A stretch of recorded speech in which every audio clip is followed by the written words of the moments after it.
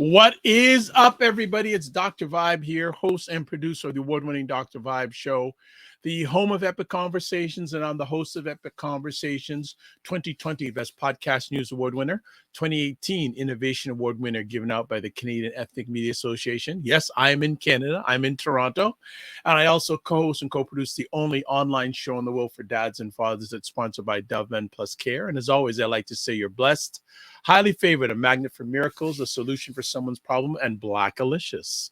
And want to say a big shout out. This is our second week on Primetime with Aisha and LaLa. We're broadcasting also to the Fly Nubian Queen YouTube channel. And thank you so much again, Dr. Boyce and Dr. Alicia. We'll put it right on the screen here for allowing us to broadcast on the Fly Nubian Queen channel. And what we do here is Aisha K. Staggers and LaLa Key. And Laura's not with us today because she's not feeling well. They give their takes on just making the sense and nonsense out of what's going on in America socially and politically. So with that said, let's bring, you know what? I have some stuff to do. Actually, I was going to bring up Aisha, but also want to encourage people not only to subscribe to Fly Nubian Queen and all the platforms that Dr. Boyce and Dr. Alicia are on, but also subscribe to the Dr. Vibe show on YouTube. Subscribe and hit the notification button. Also, make sure you follow the Dr. Vibe show on Facebook, LinkedIn, and Instagram. Also, if you want to advertise on the platform here, please email me at dr.vibe at the dr.vibeshow.com. And also want to encourage you to join the Primetime with Aisha and LaLa Discord group, where we continue the conversation in between the live shows. So email me at dr.vibe at the dr.vibeshow.com. Now we'll bring up Aisha K. Staggers because she's got a whole pile of updates on what's going on in the world of Primetime with Aisha and LaLa. How you doing, Aisha? Good. I'm How's your struggling week? to see a little bit because the weather changed. It went from being cold to being warm, like about to be really warm tomorrow, and so the allergy things are kicking in. Ouch. So I'm doing the show with one contact. Oh no. Sorry. Just because the other eye was so itchy and I was just like, oh gosh, it's bothering me. But I see so much better. I feel so much more comfortable without it. Okay, no problem. Actually, one other thing I want to share with everyone, program alert that's starting on January 6, 2024, which is around the corner. Primetime Saturdays with Aisha and LaLa will be seen at 7 p.m. Eastern time and 4 p.m. Pacific time. So that's the first Saturday of the new year. And next week will be our last live show of 2024. So 2023. 2020. Yeah, I'm already pushing things. 2023. And we'll be running replays over the next 2 weeks, which will be, I think, one's Christmas Eve and one's New Year's Eve, I believe. Or I think, is it? Is it? Yeah. Yeah. Wow. No, I'm wrong. Christmas Eve is it's Christmas Eve and New Year's Eve is the Sunday. So 2 days Christmas before. Day. I'm going. Oh, 2 days before Christmas. Yeah. I got it right. I got it sort of right. I got it sort of right. So you know what I mean, family. So next Saturday is the last live one for 2023, and then we're going repeats the next 2 weeks, and then we come back in the new year at a new time, but same great stuff. So Aisha, before we get into the content tonight, you got a pile of updates for us. So yes. I guess for people, it's the first time we hear talk about the Primetime Saturday show store. Yeah, we have a pop-up store going on Printify. We've got about 25 products or so, real quality things. Thanks to Jen, who made a purchase. I've made purchases looking at other people making purchases. So yeah, it's a good holiday shop. We're going to move into having a more permanent online store in the beginning of the new year. I'm actually scoping that out. But this is some of our merchandise. We've got candles. I mean, we've got 3 different types of candles, and each candle has different scents. I actually have one, so I'm really excited about it. We've got blankets, leggings, scarves, buttons, stemless wine glasses, coffee mugs, pillows, all kinds of things, sweatshirts and things like that. My mother actually ordered the bag So Okay. yeah, so and Jen actually, our Jen, a friend of the show, actually ordered the bag and took pictures, and she posted the pictures on Discord. So if you join the Discord, you can see the pictures, and it looks, great product. So I'm really, we're really excited about this. With of course, it has our Primetime Saturday logo. Yeah, so really excited about that, and so that's one of the things that we have going on. Okay. And then next up, one of the Aisha's the marketing mayhem right now. Maven, not mayhem. Yeah, Well, it's like mayhem every time creating in the mayhem. she's Yeah. yeah, she's like you're in mayhem doing this. But next up, we have a newsletter. Yes, we have a weekly newsletter, and really the weekly newsletter allows for a recap of the previous Saturday's show, but also some things that we're looking forward to, things that we want you to keep on your radar. Sometimes we have different articles and news pieces that you can look at. We've got some videos that we show. This past recap, I was out sick last week, so you guys did a really deep dive into some things, and LaLa gave me all the recap for the newsletter to put together. So really went into that. We talked about the Fly Nubian Network having us. We talked about the upcoming Roku weekly show that we'll be doing with Dr. Tachi. Yeah, Our Indie Soup link Media. there. Yeah. So yeah, and then people, we advertise the store on there, and we also ask for our viewers if they have some news or something that they think that we should be paying attention to, or a story that they want to put on our radar to email the show. We're always looking for new information, and into learning things as much as we are teaching you all about things too. Absolutely. So those things, if you become a member of the store, I put the link up, and also will put it on all the platforms that people are watching. Also too, we have a Patreon channel. Yes, and I just also thank you. Got a new subscriber, Jen. Subscribe to the Patreon. So, Patreon, it's monthly subscription for $7, and it just allows us to produce and provide to you extra content throughout the week. So we've got our 10 and 10 series where LaLa and I run down 10 topics in the news that week.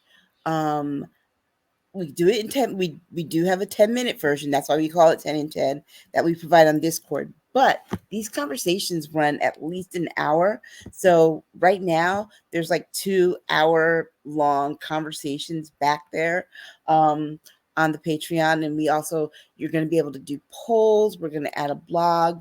LaLa's got some things to share in terms of how to invest and save money, and do, and look forward to the future and the finance part of it. I'm going to be putting up some things that you need to know about these politicians that are coming up for election, and how to mobilize, how to things and strategies to get your community involved, and those kinds of resources. I'm going to be definitely interviewing different people who are writing books about these issues, because I've done that in the past, and so putting those up. So we're going to have lots of great content. And also too, I've got some contacts with publishers, and so they're giving me books by that are either banned or by people who would typically be banned book people, usually authors of color, LGBTQ authors, and things like that. So we'll be able to give some of those out for free in some contests and things like that. So we're really excited. Wow. So yeah, joining our Lots. Patreon, $7 a Yeah. month. There's lots of different content back there that's going to be back there. We're building it up. We have the ability to do a Q&A. So Yeah, yeah, there are lots of things coming down the pipe. So we are ending off 2023 high and hard, yes, high and hard. So we're not waiting for 2024 to happen. We're already into 2024. We're not yeah. waiting for that calendar flip over. So again, want to say a big shout out to everyone that's watching Primetime Saturday with Aisha and LaLa on the Fly Nubian Queen. Thank you so much. And you're Mm-hmm. free to make comments, please, please, please. And I see here we've got good evening, Fitnets IQ Cam watching on the Dr. Vibe show on YouTube, and everyone else. Yeah, let's make it happen. So Yeah. let's get the first conversation piece up. So, Texas court temporarily halts order that allowed pregnant woman to have an abortion. So we were initially talking. We were going to talk about how Texas had, well, the judge had allowed this woman to be able to have an abortion. Just so you know, this woman found out she's 20 weeks pregnant, found out that the genetic disorder that her unborn baby has is fatal. The baby will not survive it. And unfortunately, um, she lives in Texas, but the doctor said that if she does not have this pregnancy terminated, it will impact her health, and she wants to have other children, and it will impact her fertility. So on Tuesday, her lawyers filed an emergency um, court case to get the abortion approved in Texas. As you know, Texas has, what is it, a 15-week ban or a ban? No, they have a total ban with certain exceptions. So the judge decided that she met the exceptions. Well, Ken Paxton, he who shall not be named, but also was what, impeached. Was They had an impeachment vote on him as AG because of some unscrupulous things that he did in Texas. He decided that he was going to file a stop order with the Texas Supreme Court. And so what they ended up doing was putting a restraining order out, basically saying that the woman cannot have the abortion until they review the evidence and make this decision for her, not her doctor, but Ken Paxton in the Texas Supreme Court. So these the sad part about it is that these people are making a decision not just about this woman's health, but also about her future. She and her husband want to have more children. They realize this isn't a viable pregnancy, but they want to have more children beyond that. And the Texas Supreme Court and Ken Paxton are going to be able to determine that by virtue of whether or not they allow her to have this abortion. What is your concern about this particular case?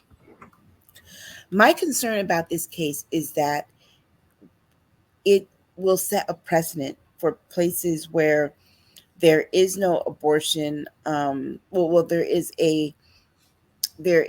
an abortion restriction, but moreover, if Republicans get control of the House, get control of the Senate, and control the White House next year, what we're looking at is this becoming the law of the land, because they do want to put in an abortion ban. And it would be this kind of draconian ban where, you know, it should be up to that woman and her family to decide whether or not they're going to have more children, not not the court and not the attorney general. And the problem of it is that they're not taking into consideration her health, even though health of the mother is what they have stated in their very ambiguous law. They're not worried about whether or not she can have more children, right? If you support, if you're pro-life, then obviously you should be able to support the fact that people want to have other children, but to be able to make the decision of how many children she can and cannot have by virtue of deciding whether or not she can have this abortion. What these people don't realize is, and LaLa and I talked about this on the exclusive content that you can find on our Patreon. When you are someone who can give birth and can carry a baby to term, there are things that you just, this idea that they're going to make this woman carry this baby that could possibly die before, you know, the full 40 weeks of the pregnancy, which is one, they would have to take it out by cesarean. She's not going to be able to deliver that baby naturally. She already had two prior cesareans. So typically, when you have one, all subsequent, labor and delivery is through cesarean. But because this baby would not be alive, that's how they would have to do that. And a cesarean is surgery. It has its risks, but beyond that, um, having dead tissue in your body, your living body, can cause sepsis. That is a poisoning of the blood. So she's not going to die because if that were to happen, not die or get sick because she had an abortion, it would be because they forced her to keep dead tissue in her body for 20 some odd weeks. We wouldn't do that to anyone else. If you had flesh eating bacteria in your body, they would be like, oh yes, let's go and remove this, let's go and remove this because it's dead tissue, it can cause further disease and all of that.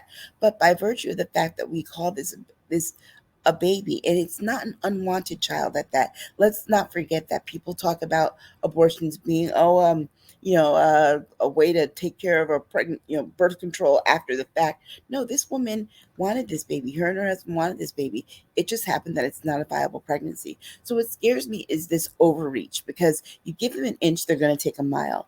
And this overreach by people who do not have medical skill, are not people's personal doctors, or have any idea as to what is going on in someone's life, being able to make this broad brush decision about other people's lives is just wrong. All right, thank you.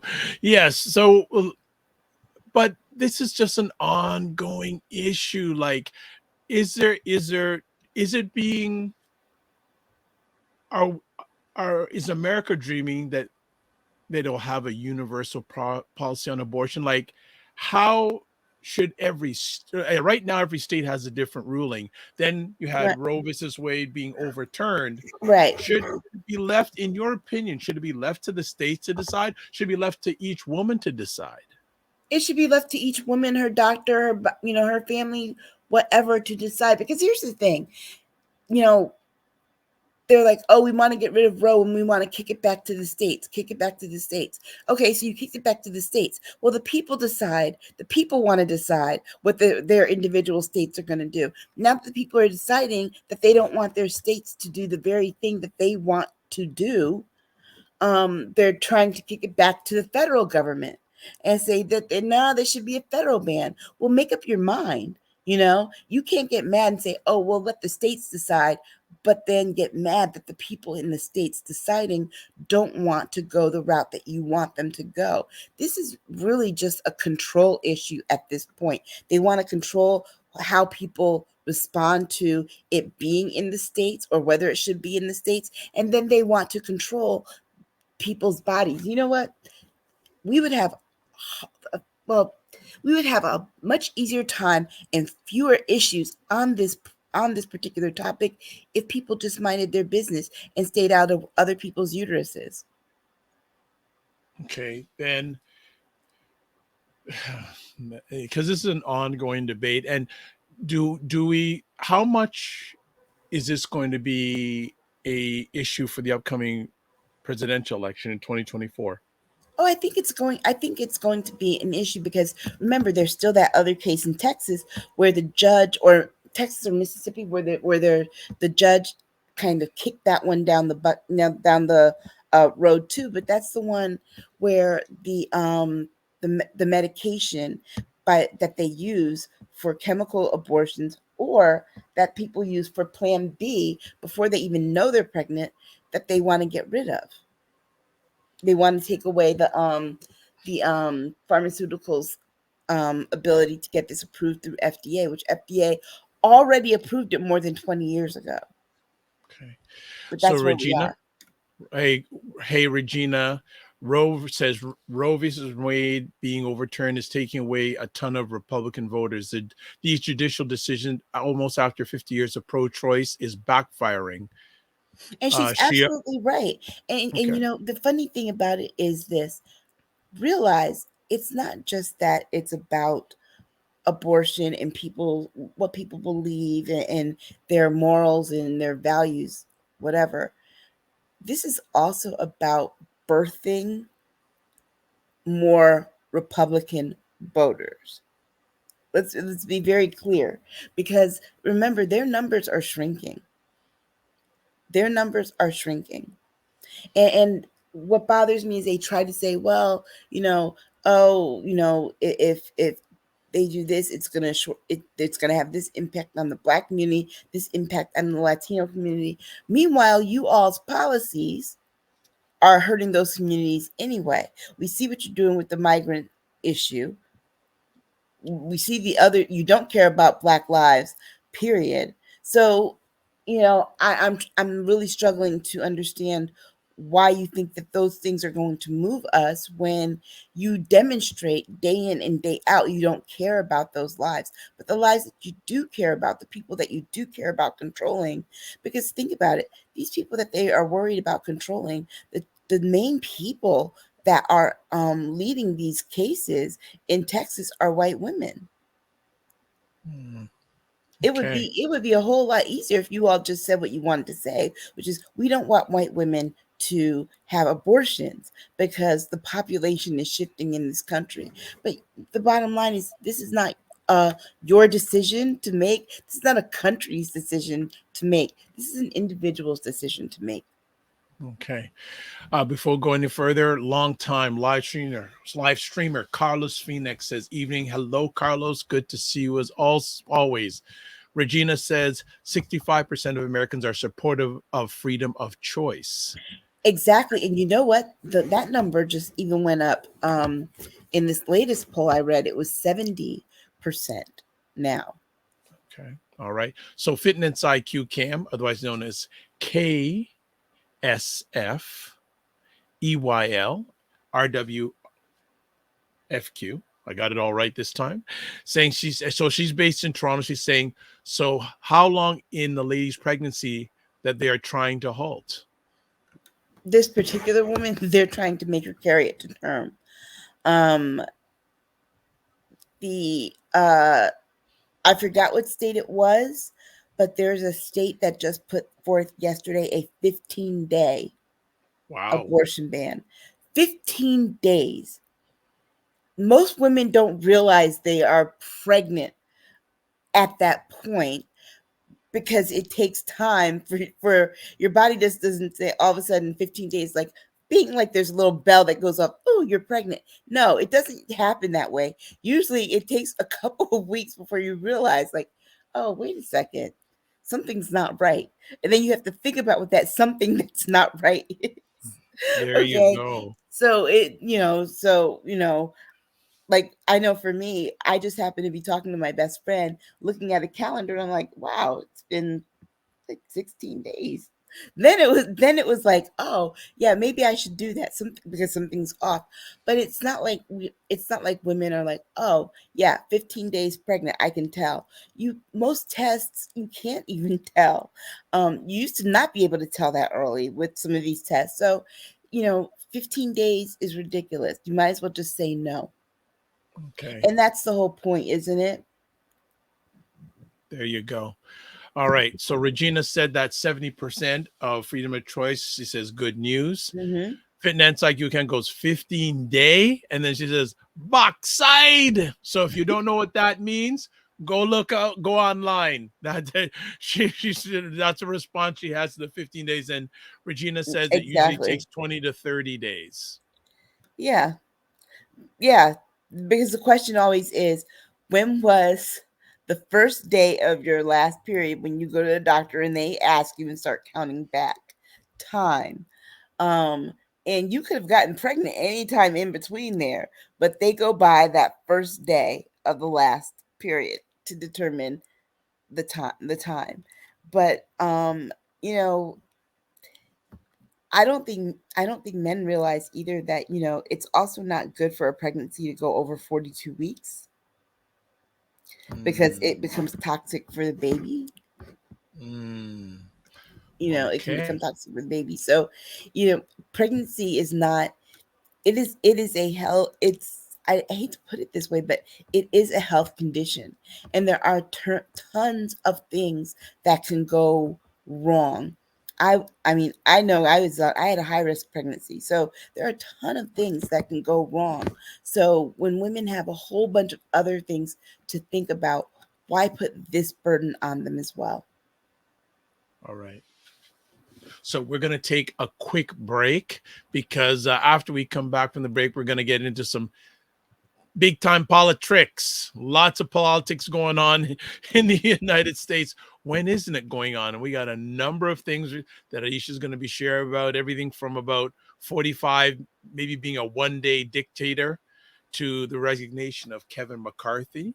And then another GOP debate that I don't know how many people are paying attention to. So you're watching Primetime Saturdays with Aisha and LaLa, just Aisha this week, on many different platforms, including the Fly Nubian Queen Network. So we'll be back in about 90 seconds. Keep it locked, and thank you so much for watching. We'll be back. And that's what I feel like. You feel like you're the Harry Tubman of the mind. I am. I feel like I'm the I'm one of the Harry Tubmans of intelligent Black people. Like, I want to liberate y'all from like being left behind and ignored and oblivion. Now, really, the rappers get all the attention. Seriously, does anybody else feel this way? Like ignorant Black people, they'll be all up, getting all the headlines on the Shade Room. Overly sexualized Black folks. Over like the twerkers and the just people that don't always represent the best of us. The diversity. Like people like Dr. Vibe. Like everybody should know about people like Dr. Vibe. Dr. Vibe he's trying to do good work for Black people. Dr. Vibe from Toronto. Good to see you, my brother. Dr. Vibe. Everybody follow Dr. Vibe. He has a great show. He's very good at what he does, and I have a lot of respect for him. Okay, so let me hop into this. What's up, Dr. Vibe? How you doing? Everybody, if you see Dr. Vibe in the chat, everybody go follow the Dr. Vibe show. Dr. Vibe is a real smart brother and a good human being. I like the guy a lot, and he's very intelligent. And I think everyone should pay attention to what he's got going on. We got to shine the spotlight on the intelligent Black people out here that are really doing the good work. Don't just pay attention to the rappers and the celebrities. A lot of these people are losers.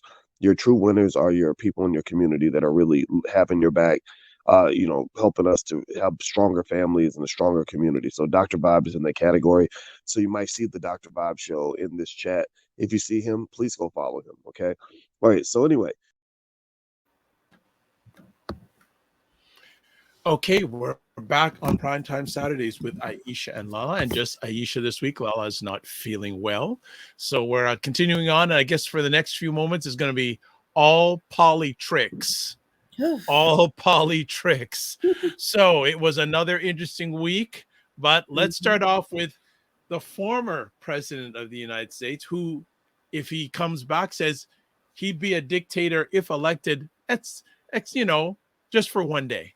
You believe him, right, Aisha? Oh, I absolutely do. He's been telling us for months, actually about a year, what he's going to do if he gets in. Okay, so the part for me is that Sean Hannity needs to stop trying to throw this man lifelines. This is like the second time that he's been with Hannity, and he's like said something out of pocket, and Hannity tried to like help him out. You don't mean you'll be a dictator. Well, yeah, I plan on drilling, and blocking people from in bans, and well, that's not dictator. Like, no, I'm going to be a dictator. I won't be a dictator except on day one. Day one. You think that man is going to just get that dictator energy and give it up the next day? Come on. This is the same man who can't decide if January 6th was staged by the FBI, which would mean that all those so-called followers and supporters of his, people that he calls patriots, were hired by the FBI.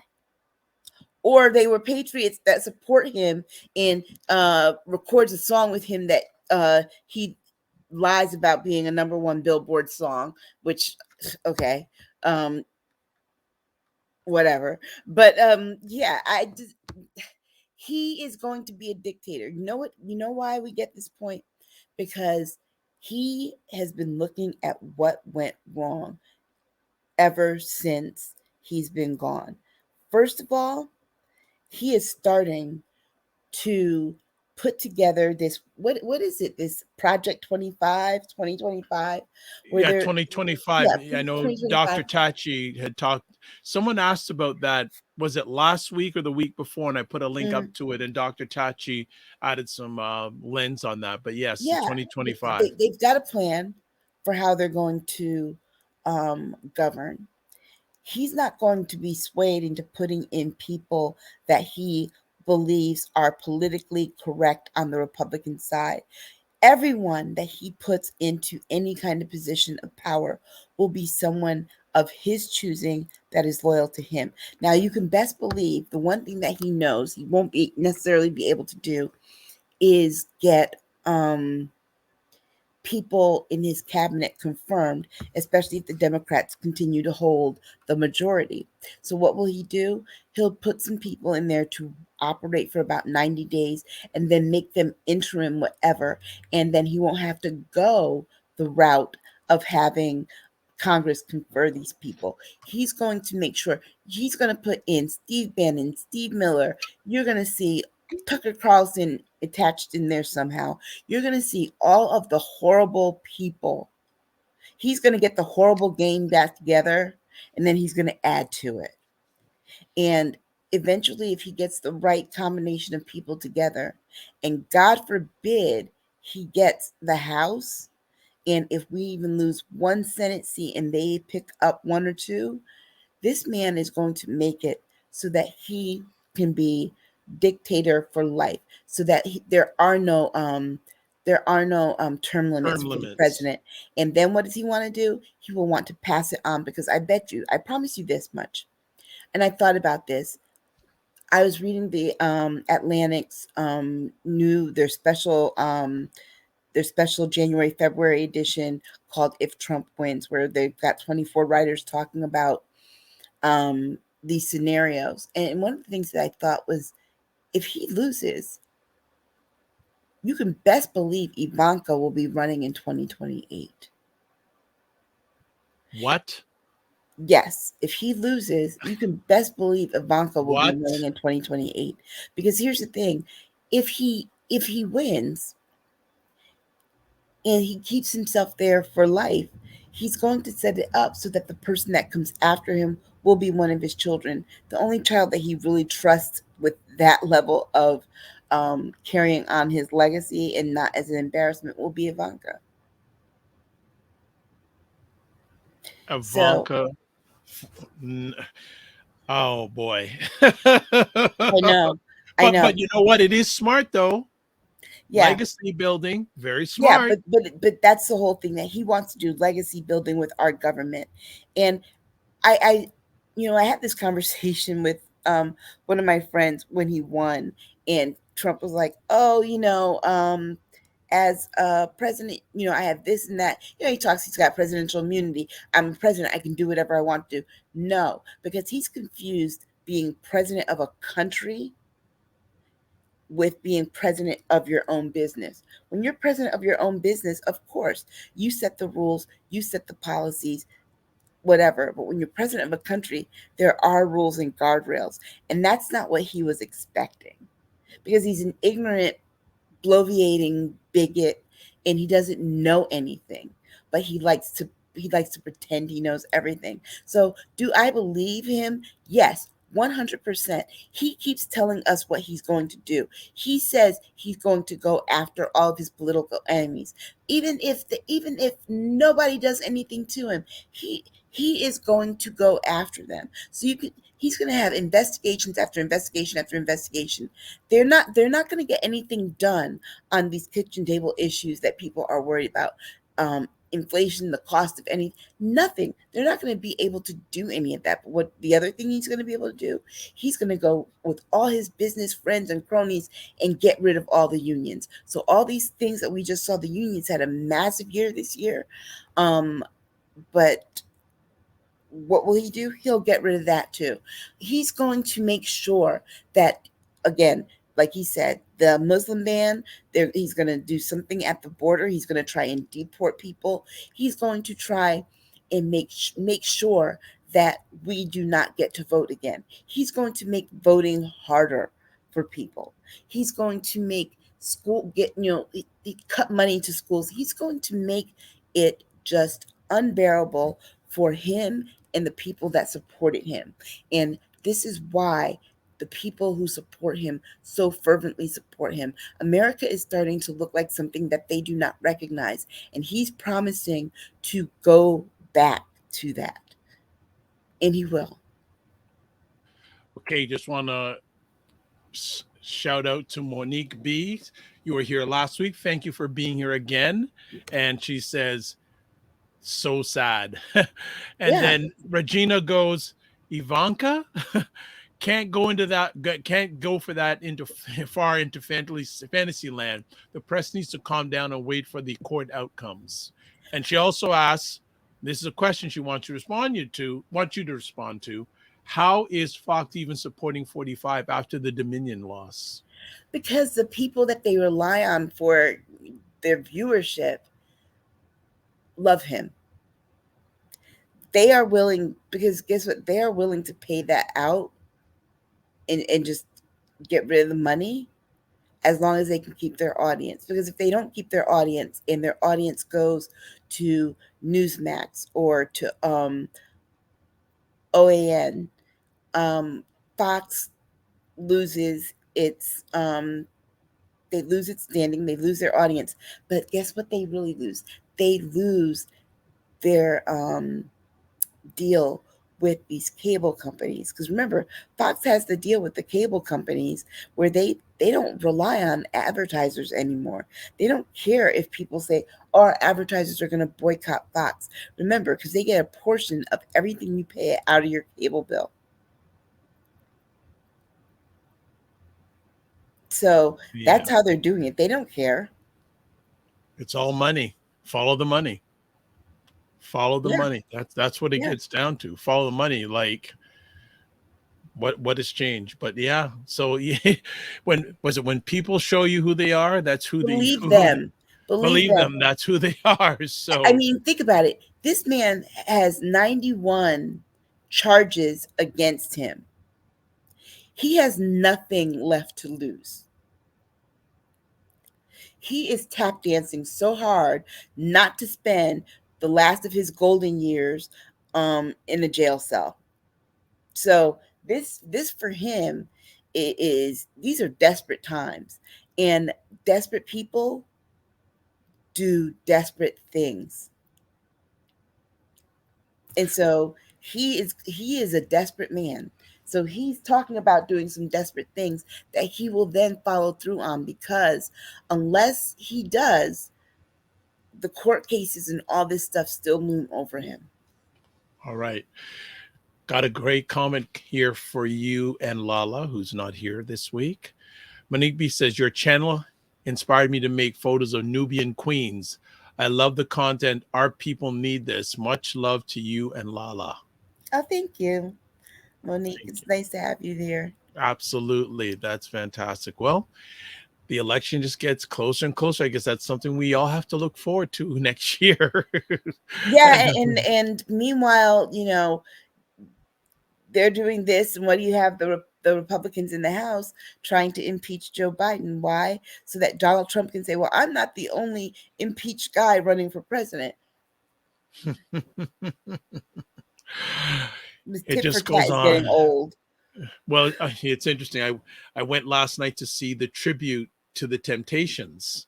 I think that it's called "And Too Proud to Beg," and it was really good. Oh, the play.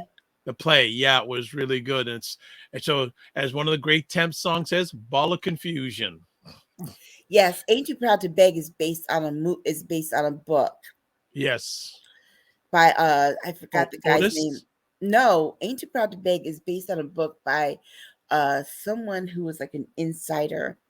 But great story though. It is. Yeah, if it comes to your town or city, I highly recommend you seeing it. We said, was its second night here in Toronto last night. It was really, really good, especially the gentleman that played David Ruffin. Really good. And the gentleman, the lead, Otis, but they was all strong. So kudos if you get a chance. Yeah, if you get a chance to see it, check it out. If you don't get to see it, it is Christmas time. VH1 is playing the Temptations movie every other day. And you know what's interesting? In the history, there's been 27 members of the Temptations. Crazy. Yeah. But I stick with the classic 5. Yeah. Yeah, that's really Yeah, truly but the true. Temptations movie, that's one of our holiday movies. Like I sat here, what was it, Thursday? It was on Thursday. It came on twice back to back. So it's 4 hours each time. I just watched it back to back. Well, let's get back to Tricks. Let's go next. Former Speaker of the House, Kevin McCarthy, will retire from Congress at the end of this year. Were you surprised by this announcement? Boy, bye. That's how I felt about him. Like, bye. And you're not, look, what you're saying does not affect me in the least. And you're leaving. Okay. What's new? Because people are dropping out of Congress left and right, particularly on the Democratic side. People are tired of the gridlock with Republicans and never getting anything done. On the Republican side, you can't afford to be a Republican anymore. Was Kevin McCarthy, am I surprised he was going to leave? No. His caucus made it very clear that he is persona non grata when they got rid of him. And then MAGA Mike is up here trying to do his best Donald Trump impersonation in the House if Donald Trump were speaker. But this is the part about Kevin McCarthy that tells you he's a coward. Okay, so if you read Liz Cheney's book, you get the thing that he flies down to Mar-a-Lago, and how does he get himself back into Trump's good graces after he said that Trump was responsible for January 6th? Well, he flies down to Mar-a-Lago and he sits and he picks out the orange and the lemon Starburst out of a dish because Trump doesn't like them. And so yeah, that was what he did to get himself back in Trump's good graces. But this kills me. He says he's leaving Congress at the end of the year. Fine, he's not going to finish his term. There will be a special election in California in his seat. But here's the part that gets me. Why is he vying for a position in Trump's cabinet should Trump win? He is? Yes, this is the new reporting. So for me, I'm like, oh, you didn't quit because you're tired of what's going on in the House. You quit because you're trying to get in there. But the vice presidency or something. I need some clarification. Didn't 45 criticize him about being weak? Some people are just glutton for punishment. Okay. Enough said. Look, if Trump slapped him down once, he didn't. It wasn't enough. He wants more. What some say maybe a glutton for punishment. Yep. I mean, the embarrassment. He's not happy unless he's embarrassing himself for that man. Regina says would like Gates gone too. Well, that's an interesting thing, though. Honestly, I did see this on a story last night that there are some people on the Republican side who, the same way that they got rid of Santos, are trying to figure out how to get rid of Matt Gaetz. That's going to be a tough one because I know 45 loves his Gaetz. He loves his Gaetz, but the thing with Gaetz is that if DOJ did its job, they could get rid of him quickly because those trafficking questions and those questions about him having relationships or interactions with young girls are very disturbing, but there's some credible evidence there. Okay. All right. So Regina backed me up in saying that, yes, 45 did say that Kevin McCarthy was weak. So it's going to be interesting. He has called Kevin McCarthy all kinds of things. And guess what? Kevin McCarthy lines right back up to lick the boots. Power. That's all it is. But the thing is that he has none. He gave his power away when he told these people, oh, yeah, just one of you can complain and I'll be gone. I just got to have the gavel in my hand just once. So Regina comments also Matt Gaetz at 21% approval rating in Florida. Approval rating in Florida poll says. So that's just now. I don't think he's going to go anywhere. Matt so Gaetz, what do you think Mr. McCarthy's future is going to be? Pandering to Trump. People say, well, media reports say he was a very good fundraiser. Yeah, he's a very good fundraiser for them. But remember, their pool of fundraisers had gotten smaller as a result of the Trump years. So that's one challenge. But the bottom line is, do they really need Kevin McCarthy for fundraising when Nikki Haley has all of the top Republican donors behind her? So no, he's pointless. He's useless at this point. What do I see him doing? I see him going to work for some kind of corporation, something where he will get probably like a $30 million salary a year Okay. just to sit on a board and do nothing Okay. Until he gets in the cabinet. All right. until he gets in the cabinet, and even then he might not want to If he come. gets in the cabinet, Right, let's and then even then he might not want to go if the money's right wherever he lands. all right. But a lot of these guys end up at banks and financial institutions and things like that on the boards there, where they're drawing these multi-million dollar, salaries. Just ask Paul Ryan. Yes. Good point. Paul Ryan. What's the other guy? Oh God, I forgot the guy's name. But Eric, whatever his name is.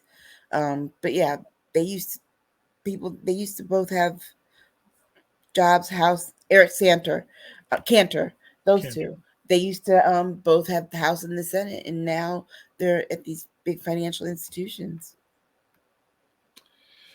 Okay. Next up, the fourth GOP debate. You watched it. And actually, if you go on the Discord group, our public Discord group, Primetime Saturdays with Aisha and LaLa, you did a very comprehensive background on that, more than I heard on almost any media. Okay, so first of all, I couldn't find where to watch the debate. It's like it was so obscure. CNN covered it at like 10. I thought it was coming on CNN. I was like, why is it coming on at 10 o'clock at night? But apparently it started at 8 o'clock and it was on News Nation, which News Nation is, they call themselves centrist, but they're more right leaning. But this sham of a debate, first of all, was monitored by the likes of Megyn Kelly and someone else. So these were unserious people moderating the debate. They were very right wing. I was actually reading Mhm. reading an article that Megyn Kelly is back. I know a lot of softball, low ball questions thrown at them. Some quick observations. First of all, there were 4 people: DeSantis, Haley, Christie, and Ramaswamy. Okay. Ron DeSantis has absolutely no personality. Every time he tried to smile, it was like somebody was sticking a knife in his spine. Okay, it looked so painful for him to smile. He's got resting bee face is what I said on our exclusive content on our Patreon. But yeah, he just his whole demeanor just ugh. Okay, but there, first of all, my question is why did they have this in the first place? This is the 4th debate. Trump didn't show up. Only 4 people made it. The last debate of they advertised it as the last debate period, but come to find out it's just the last debate of 2023. There will be some more debates before they go to Iowa and then New Hampshire and South Carolina. So okay, so it was misleading. Donald Trump tries to beat them by doing his little Sean Hannity interview where he says he will be a dictator. You would think that the question would come up in this debate and they would discuss it. No, not at all. That never came up. They barely mentioned his name. The only person who did at one point was Chris Christie, but the rest of them still tight-lipped about this.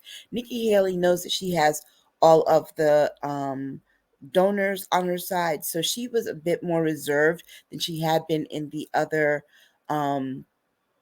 debates. What worries me, however, and I made this clear on our Discord, is how women responded the day after to her being beat up by Vivek Ramaswamy and Chris Christie coming to her defense.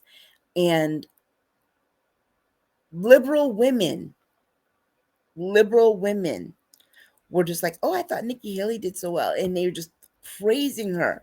And you know what worried me when I saw that?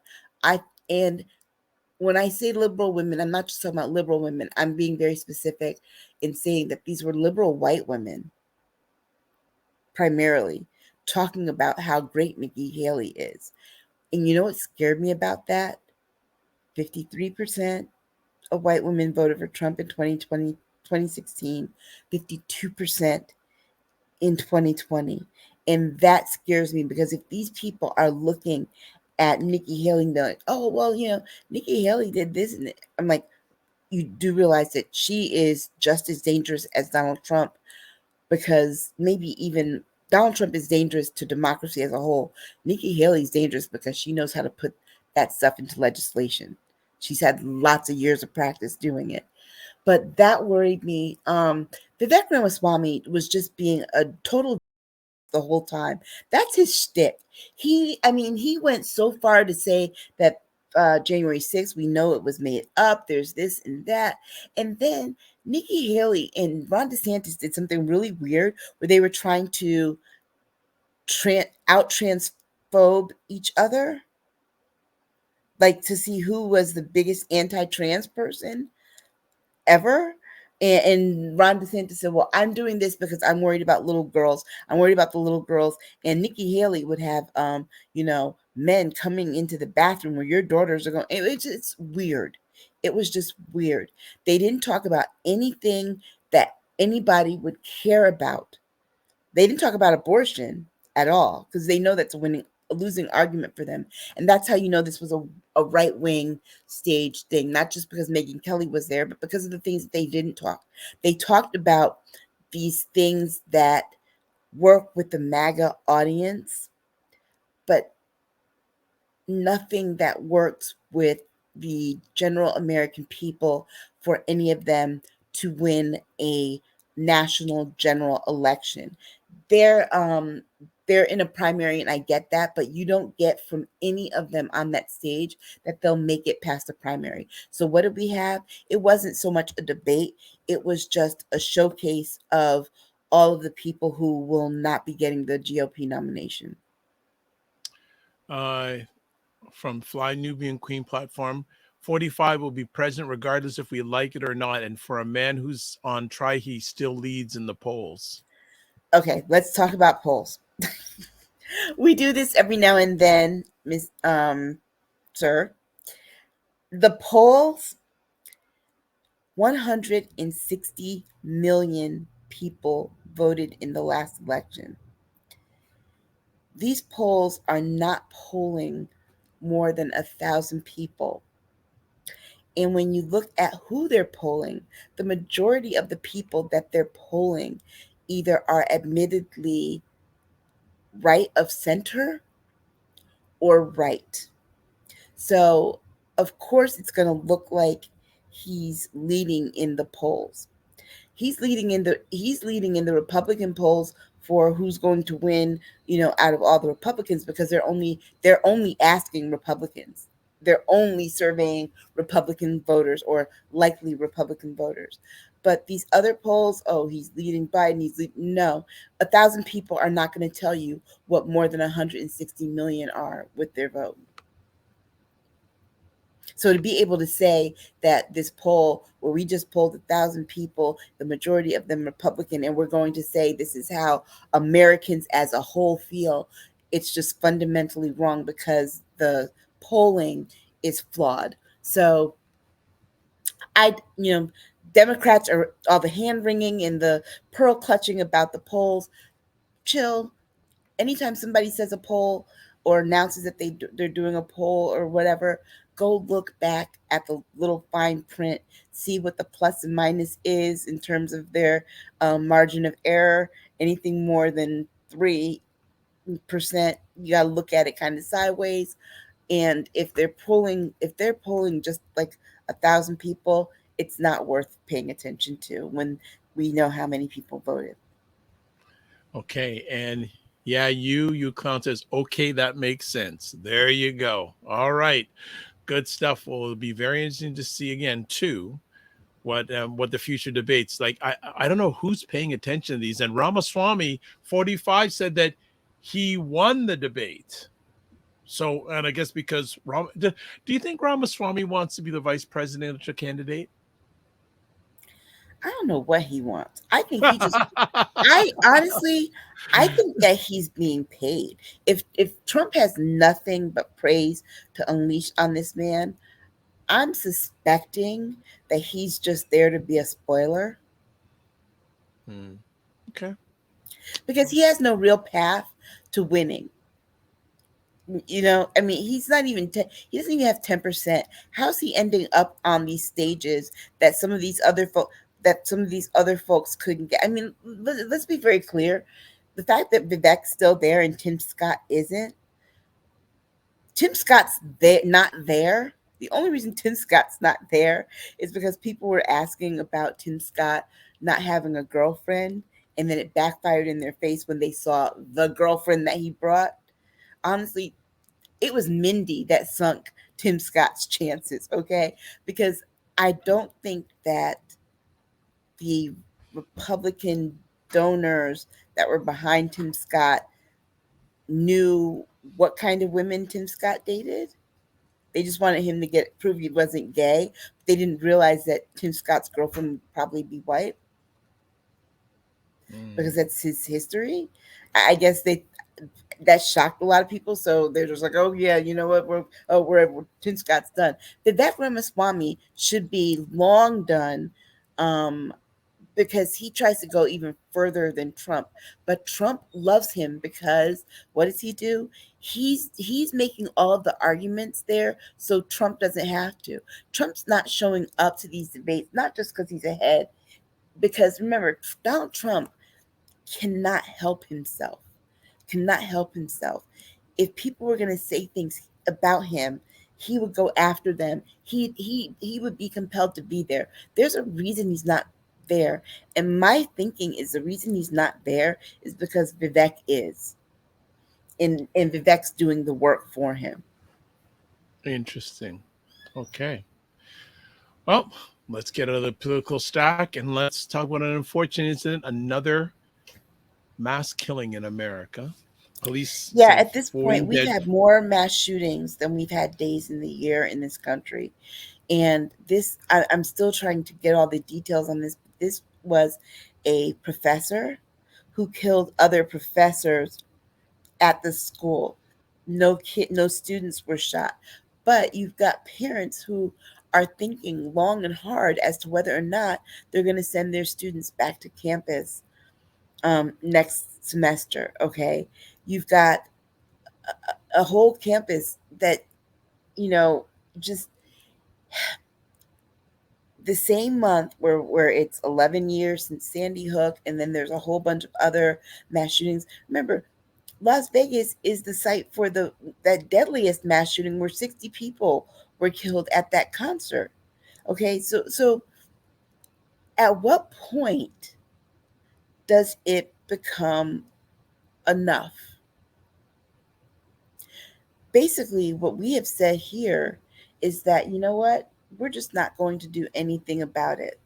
We've had enough, but we're going to agree to not do anything about it. And it's sad because there is not one aspect of American social life, political life, economic life, work life, period, where you can go and feel like you are safe from gun violence.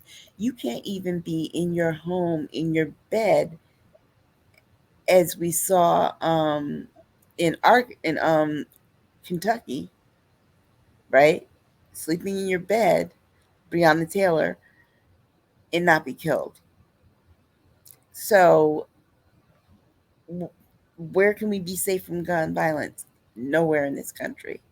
And to say that, oh, it's so far gone and this and that, the Second Amendment is not absolute. We need to stop treating it as, just like we know the First Amendment is not absolute, because criminals don't have the unabashed access to their First Amendment rights. So why should the Second Amendment be treated that way?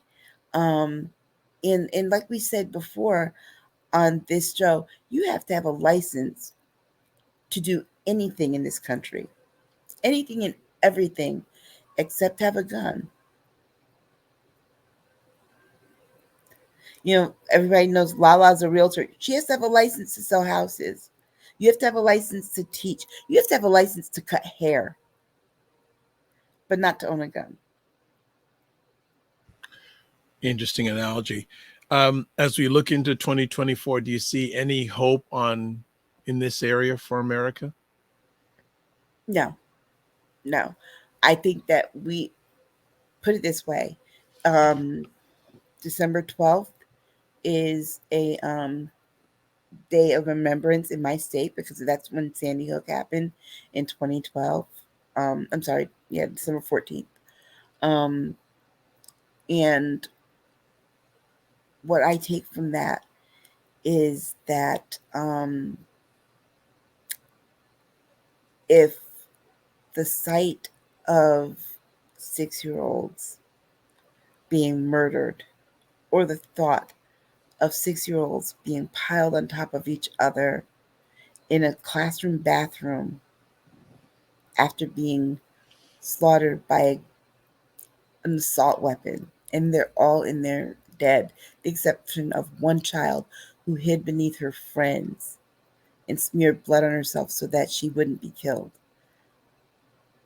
If that doesn't move us to doing anything, to knowing that a 6-year-old boy was hit 11 times by AR-15, 11 times, 6-year-old body. You know how tiny those bodies are. If that doesn't move us to do anything about it, babies, then nothing will. Wow. It's not an optimistic outlook, but grandparents, think about it. We look at the racially motivated shooting in Buffalo. Most of those people were grandparents. If grandparents and babies don't push us to doing something, then why should we expect that anything will happen? okay. All right, our last conversation story for today is AP African American Studies reworked amid controversy. So when Aisha shared with me this on our back channel, I said, this story was a few months ago. But no. So Aisha, get us up to speed on this one. Okay, so remember they were changing the AP standards before for African American history because the whole thing was, remember, Florida wanted them to say that there was some benefit to slavery and, in their standards and all of that. So what they ended up doing now was they came out with these standards where they're going to have a sports and racial justice component, but racial justice won't be looked at by itself. It will be looked at in the context of sport. So basically, they're adding Colin Kaepernick to the AP standards, but not Black queer theory, and Black Lives Matter is optional. Those are the new standards. So in other words, people are going to decide what parts of Black history and Black lives are important enough to mention and what's important enough to omit. And the sad part about that is that as long as you can control a people's history and their story, you can control a people. And that's exactly what this is doing. And it's not just Black people, when they do this, they also hurt white children too, because they don't know any better and they don't get to learn about people outside of themselves and not see history where they're centered. Okay. So Regina says, I thought they removed reparations too. Oh yeah, they removed reparations. They absolutely did. But they put in these new things.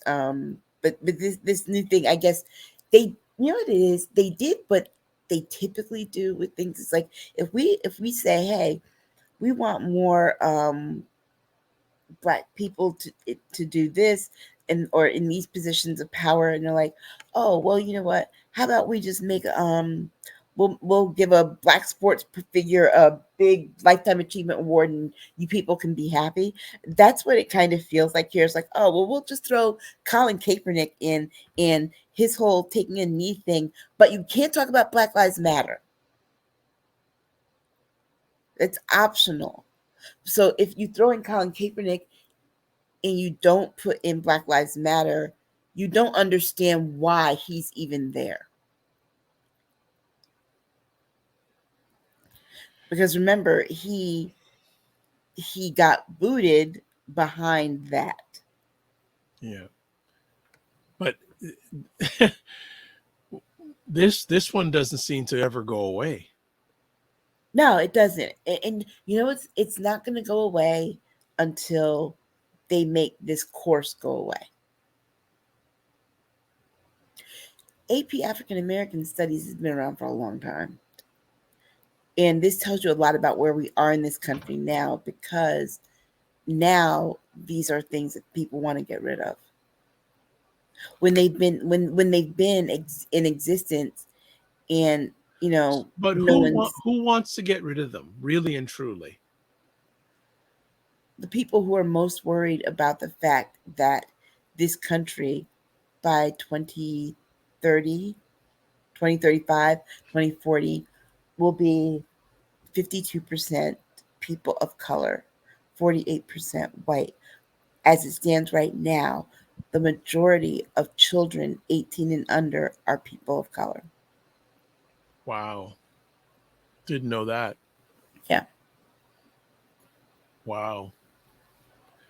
So I guess there are a group of people very scared about that.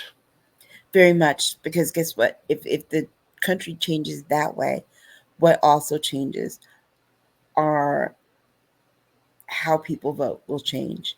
And if how people vote changes, especially if the majority of people are color and they start to seek representation and people that look like themselves in positions of power, what changes eventually are the mechanisms of power and the ownership of that particular power. And you're looking at people who feel like their time is running out in control of holding that power. And what is the thing that, and when you talk to them, what is the thing they're most afraid of? And it always amazes me to get this answer. It's like they're afraid that the people who have been marginalized will flip the script on them and do to them the things that have been done to us as people of color, marginalized communities. But you have these conversations, and it's amazing to me because they're very surprised that no, we just want to be left alone. Really? You don't want revenge? No, I just really want to be left alone. Okay, Regina is on fire today. Have a problem with this history being taught as AP curriculum only. I taught these topics in conjunction with Black literature as an ELA teacher. However, I taught in a 95% Black-brown district. I need some education. What is AP, African American Studies? Advanced placement. Okay. So this means that these students who take this, there's an additional fee for these courses, but when they take them at the end, they pass an exam that will provide them with college credit that they can then transfer to the colleges and universities of their choice. Now, there are districts that do have African American Studies programs as electives, but again, it's not required history. My high school did when I was in high school. I do know that in the state of South Carolina, they have a state mandate that requires African American history to be incorporated into the curriculum. However, they don't do it very well. When I was actually teaching fifth grade there, the African American books, the books for the African American history to integrate it into the curriculum were in a cabinet and had never been opened. And so I think it makes people uncomfortable to have to teach a course that they don't feel comfortable teaching. And that's the other thing too, is that, if in a lot of these districts, particularly when the districts don't have a large minority population in the classroom, these history lessons fall on white people to teach, more specifically white women. And if they don't feel comfortable teaching them, they avoid teaching them altogether. And Regina's making a very good point. It is a college credit course, and the fees waived in many high schools these days. The challenge, though, is that you have a state like Florida where Ron DeSantis said they will no longer pay for it. The families are going to have to pay for it if they want to. And Sarah Sanders tried to do the same thing in Arkansas and said that it will no longer, just AP African American Studies, no other one, just that one, won't be paid for by the districts anymore. And so I have a feeling that's the next thing, Regina, that they're going to try and rescind now that the fee is waived in many high schools, especially in Black and brown districts where a lot of the families can't afford to do it. They're going to start making it. They're going to take away the fee waiver. So this is another thing. How much, again, I've been observing American news, is the school classroom one of the new battlefronts for the next election? Well, remember too, and I've said this before, we pay so much attention to our bigger elections, our national elections, our federal elections. So our president, the House representatives, the Senate. On the local level, remember, you also have your state house and your state senate and your governor.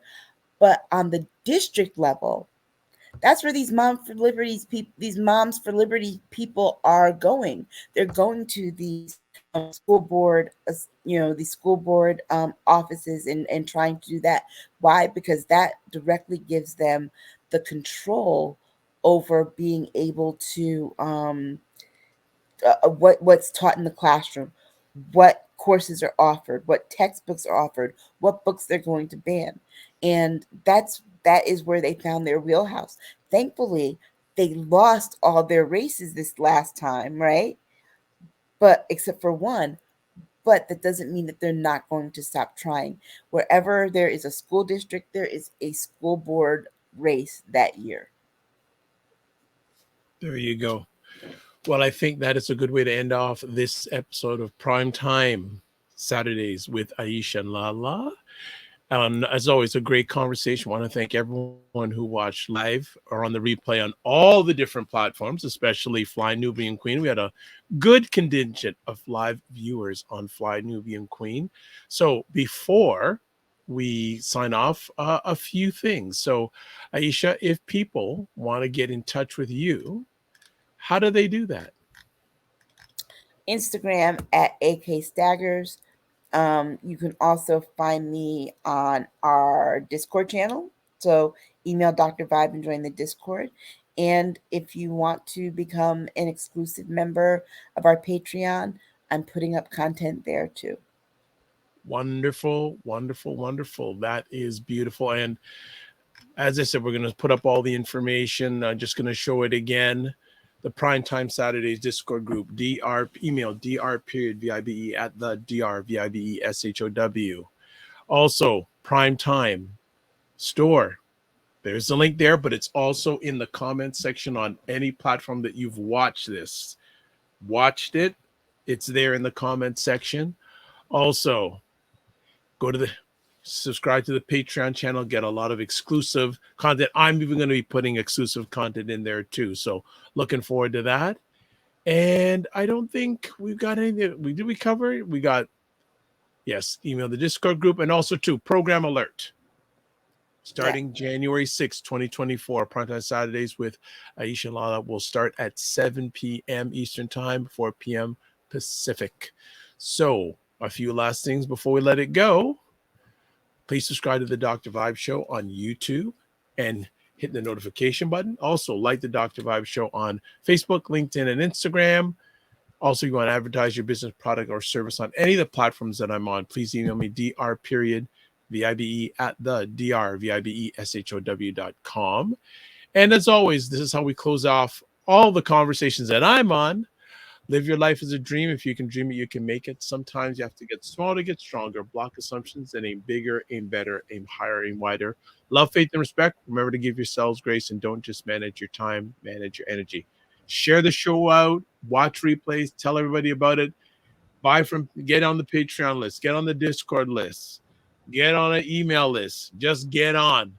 God bless. Peace well. Keep the faith and walk good. And thanks again, Dr. Boyce and Dr. Alicia.